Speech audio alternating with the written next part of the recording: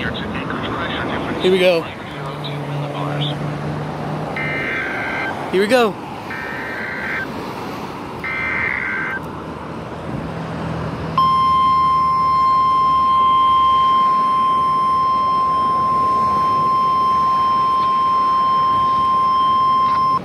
This is the National Weather Service office in Anchorage.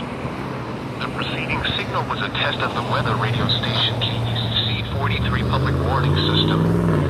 During potentially dangerous weather situations, specially built receivers can be automatically activated by the signal to warn of the impending hazard.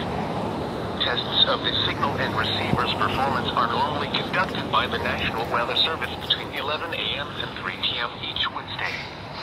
If there is a threat of severe weather, the test will be postponed until the next available good weather day. Reception of this broadcast, and especially the warning alarm tone, will vary at any given location.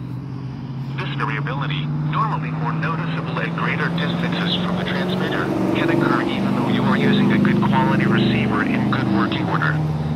The warning alarm tone will be activated for watches and warnings in the broadcast area. This concludes the weekly test of the weather radio station KEC43. There you go.